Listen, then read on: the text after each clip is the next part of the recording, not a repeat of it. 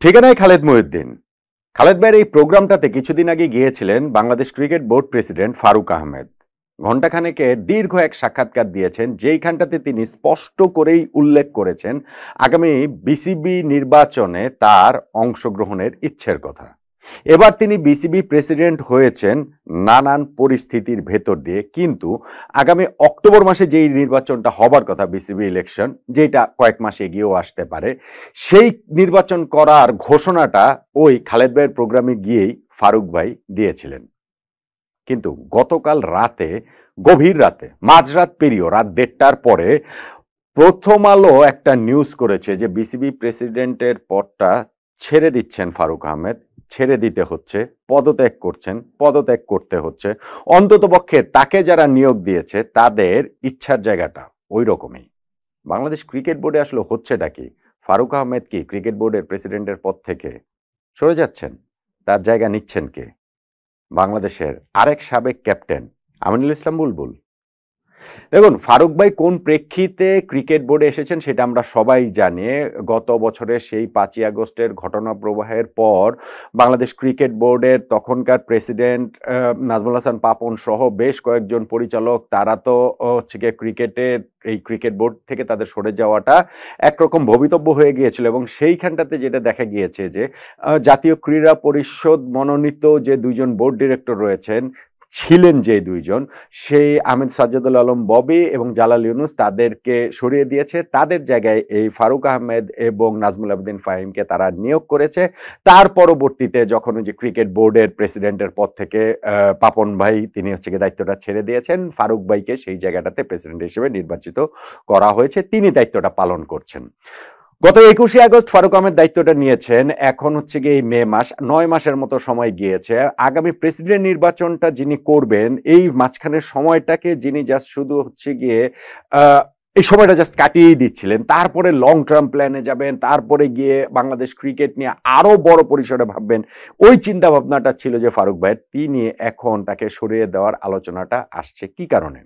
প্রথম আলো যে নিউজটা করেছে সেইখানটাতে তারা বলেছে যে এই অন্তর্বর্তীকালীন সরকারের যুব ও ক্রীড়া মন্ত্রণালয়ের উপদেষ্টা আসিফ মাহমুদ সজীব ভুঁইয়ার বাসায় ফারুক আহমেদের সঙ্গে মিটিং হয়েছে। ফারুক আহমেদের সঙ্গে সেইখানটাতে যখন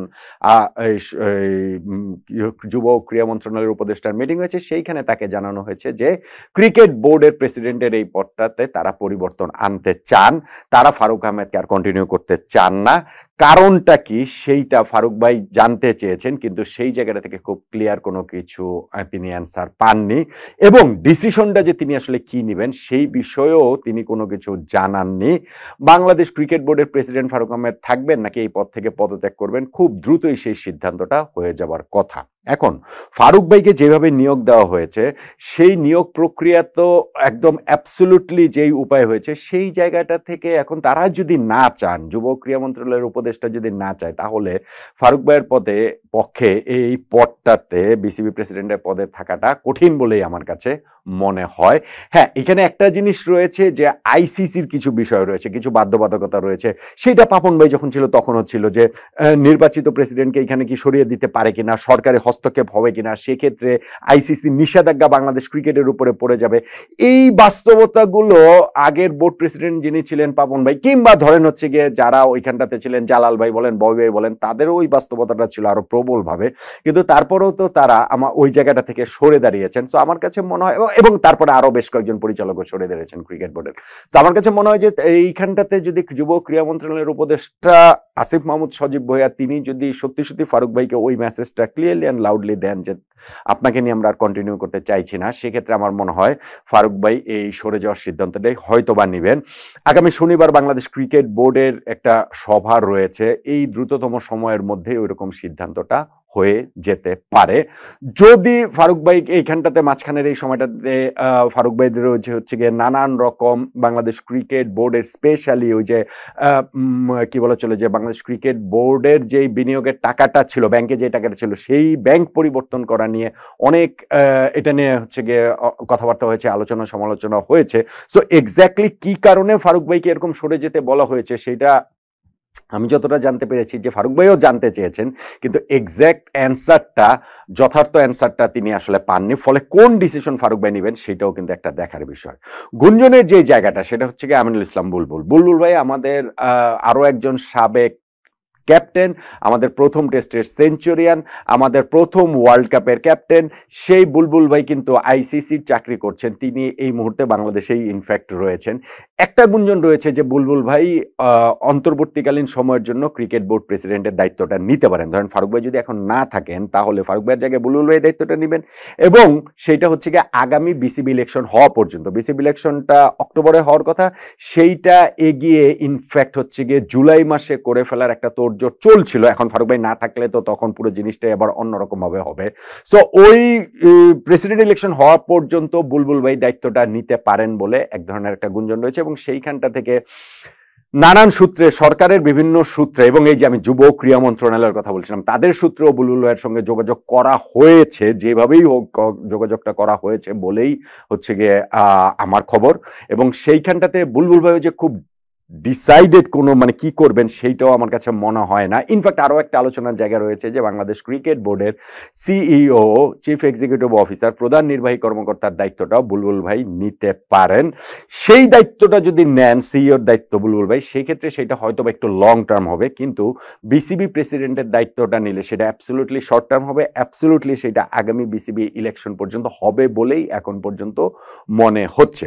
কিন্তু সবকিছুর আগে ফারুক ভাইয়ের এই বিষয়টাকে আসলে একটা সলভ হতে হবে। ফারুক ভাইয়ের এই বিষয়ের একটা সিদ্ধান্তটা আইদার ফারুক ভাই নিজের সিদ্ধান্তটা নেবেন, যদি ফারুক ভাই সিদ্ধান্ত নেন তিনি পদত্যাগ করবেন, পদত্যাগ করতে পারেন। যদি তিনি সিদ্ধান্ত নেন যে না, আমি এমন কোনো কিছু করিনি যেই কারণে আমাকে পদত্যাগ করতে হবে, এবং আমাকে যেই কারণে পদত্যাগ করতে বলা হচ্ছে সেটা যথেষ্ট কারণ নয় পদত্যাগ করার মতো, তিনি পদত্যাগ নাই করতে পারেন।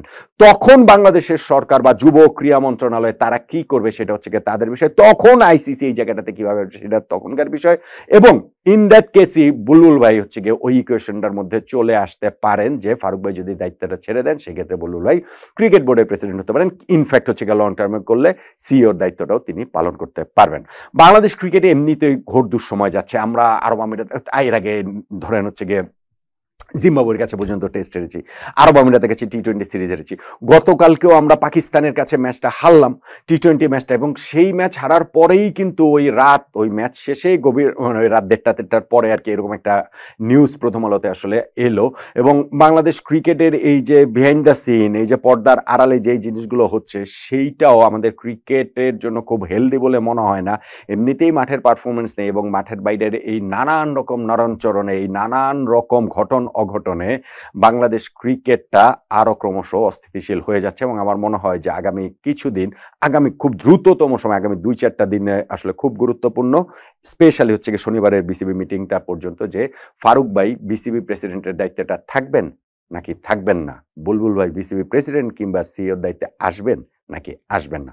দ্রুততম সময়ের মধ্যে আমরা এই অ্যান্সারটা পেয়ে যাব।